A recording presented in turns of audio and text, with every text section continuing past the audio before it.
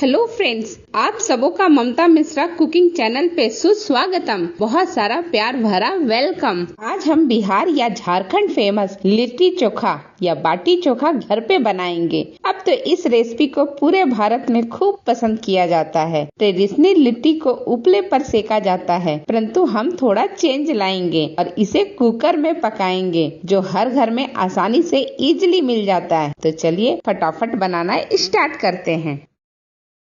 सबसे पहले लिट्टी या बाटी के कवर को तैयार कर लेते हैं। तो इसके लिए हम डो बना लेते हैं। तो हमने गेहूं का आटा लिया है 2 कप के करीब, और इससे ही हम लिट्टी बनाने वाले हैं। अच्छी तरह से आटे को चाल लीजिएगा, जैसे मैंने छान लिया है।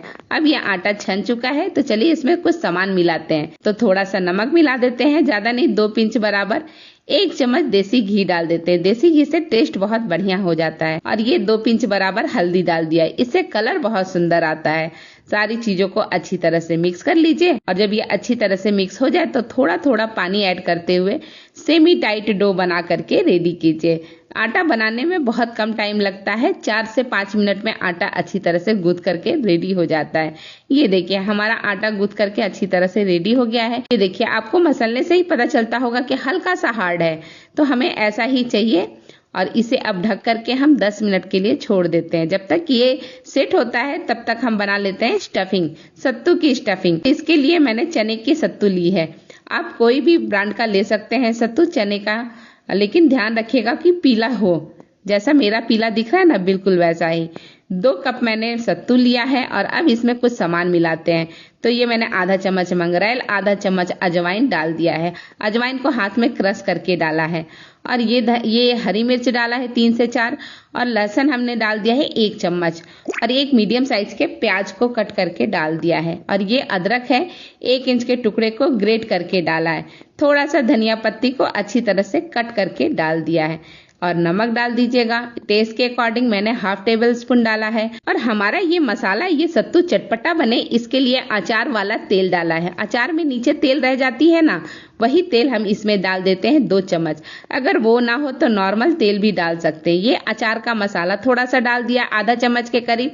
और 1 चम्मच के करीब नींबू का रस, यानी 1 नींबू आप निचोड़ करके डाल दीजिएगा। और सारी चीजों को अच्छी तरह से मिक्स कर लीजिएगा।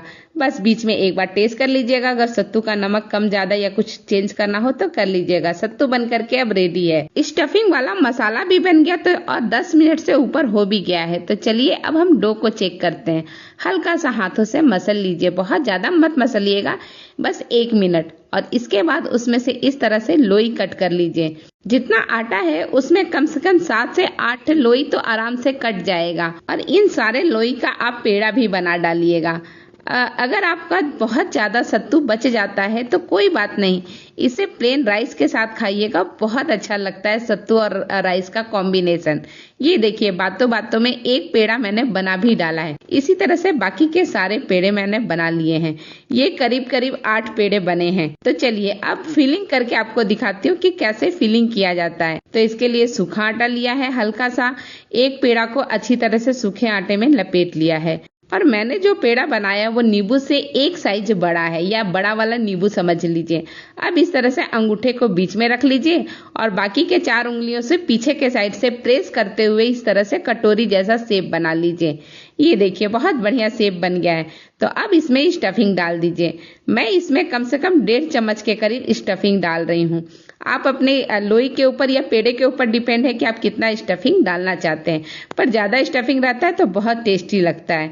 हाथों से स्टफिंग को अच्छी तरह से, इस तरह से जैसे मैं दिखा रही हूँ ना, वैसे एक हाथ से थोड़ा सा मोड़ लीजिएगा, और दूसरे हाथ से दबाते हुए इसे सेट कर लीजिएगा अच्छी तरह से। और इसके बाद इसके मुंह को सील कर दीजिए, जैसे मैं सील कर रही हूँ। बिल्कुल आराम से बन जाता है, कोई भी मुश्किल नहीं होती है। और अगर ज्यादा मुश्किल होता है तो जैसे आप आलू के पराठे वगैरह के लिए बनाने के लिए बनाते हैं ना पेड़े, वैसे पेड़े बना करके 2 पेड़े के बीच में आप स्टफिंग भर सकते हैं। ये देखिए एक मेरा बन करके रेडी हो गया है। इसी तरह से मैंने बाकी सारे भी बना करके रेडी कर दिया। ये देखिए पास से इसका स्ट्रक्चर, इसको गोल शेप में ही रखिएगा, चपटा मत कीजिएगा, क्योंकि हम तलने वाले नहीं हैं बल्कि सेकने वाले हैं। तो चलिए अब सेकने के लिए कुकर ले लेते हैं। तो कुकर में ही मैं बनाने वाली हूँ, तो उसमें 1 चम्मच के करीब कोई भी कुकिंग ऑयल आप डाल सकते हैं। और उसके बाद अच्छी तरह से ग्रीस कर दीजिए पूरे कुकर के तले को। और फिर एक एक स्टफिंग वाले लिट्टी को आप अरेंज कर दीजिए, अच्छी तरह से अरेंज कर लीजिए और इसके बाद ही हम इसे सेकने का काम करेंगे। अब गैस को ऑन कर लीजिए और मीडियम आंच कर लीजिए या फिर लो कर लीजिए और फिर सारे कुकर के सहित लिट्टी को रख दीजिए। एक बात जरूरी है, जब भी लिट्टी बनाए कुकर में तो कुकर की सीटी और रबड़ दोनों निकाल दें। देखिए मैंने सीटी भी निकाल दिया है और रबड़ भी हटा दिया है। और अब मैं इसे अच्छी तरह से ढक दूंगी, जैसे हम कुकर बंद करते हैं ना ढक्कन, कुकर का ढक्कन, वैसे ही बंद कर देंगे और इसे मीडियम आंच पे या लो आंच पे 3 से 4 मिनट एक साइड पकने देंगे। 3-4 मिनट हो गया है तो ओपन करके मैं देखती हूँ। देखिए बहुत ज़्यादा भी नहीं हुआ है, पका नहीं है, तो बस साइड चेंज करना है और इसी तरह हर 3-3, 4-4 मिनट पे आपको साइड चेंज करना पड़ेगा। 3 से 4 बार में यह अच्छी तरह से साइड भी चेंज हो जाएगा और हमारा लिट्टी सिक भी जाएगा। तो बंद कर देते हैं और थोड़ी देर में वापस से इसे ओपन करके देखेंगे। इसी तरह से मैंने 3 से 4 बार साइड को चेंज किया है और मुझे पूरा टोटल टाइम लगा है 35 मिनट्स और 35 मिनट्स में हमारा ये लिट्टी बन करके रेडी हो गया है। ये देखिए अच्छी तरह से बीच बीच में चिकतियाँ भी आ गई हैं और कुछ लिट्टी फट भी गए हैं। यही निशानी होता है कि अच्छी तरह से लिट्टी बन चुकी है। तो सारे लिट्टी को एक बार मैं चेक कर लेती हूँ और फिर हम फ्लेम को बंद कर देते हैं और इसे हम ढक करके वापस वैसे ही जैसे ढक्कन बंद करके रखा था ना, वैसे ही बंद करके 3 से 4 मिनट तक ऐसे ही रहने देते हैं। 3 से 4 मिनट का टाइम हो गया है तो अब हम इसे ओपन कर लेते हैं। तो हमारी लिट्टी अच्छी तरह से कड़क भी हो गई है और बढ़िया भी बन गई है। ये लिट्टी ज्यादा कड़क भी नहीं होता है, सिर्फ इसका बाहरी जो स्किन है ना वो थोड़ा सा क्रिस्पी टाइप में हो जाता है, थोड़ा सा हार्ड हो जाता है। तो बस अब सारे ये मैंने पलट करके अच्छी तरह से चेक कर लिया है।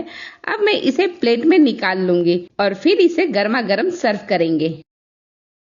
ये लीजिए लाजवाब टेस्टी लिट्टी बन करके बिल्कुल रेडी है खाने के लिए। इसे गर्मा गर्म देसी घी में डुबो करके अच्छी तरह से अब सर्व कीजिए, बहुत ही बढ़िया और यमी लगता है। इसके साथ आलू बैंगन और टमाटर के चटपटे चोखा या भरता दें या फिर बिल्कुल देसी तरीके से प्याज, हरी मिर्च, तीखी चटपटी धनिया पुदीने की हरी चटनी के साथ सर्व करें। मैंने दोनों ही ऑप्शन दे रखा है। ये लीजिए एक लिट्टी को तोड़ करके दिखाती हूँ। तोड़ने के बाद इसके अंदर का सत्तू वाला स्टफिंग देखिए, बहुत ही बढ़िया दिख रहा है। अब इसमें थोड़ा सा देसी घी भी डालिए स्टफिंग के ऊपर, यानी अंदर के सत्तू के ऊपर, और फिर देखिए इसका टेस्ट क्या कमाल का लगता है। आ रहा है ना मुंह में पानी। यकीन मानिए बहुत ही टेस्टी रेसिपी है ये। आज का ये बिहारी लिट्टी चोखा का रेसिपी अगर आपको पसंद आता है तो मेरे वीडियो को लाइक शेयर कीजिए और चैनल पे नए हैं तो उसे सब्सक्राइब भी कर लीजिए। लिट्टी के साथ मैंने चोखा की रेसिपी नहीं दी क्योंकि वीडियो बहुत लंबा हो जाता। वैसे मैंने चोखा और चटनी दोनों की रेसिपी पहले दे रखी है। चोखा का तो मैं लिंक अभी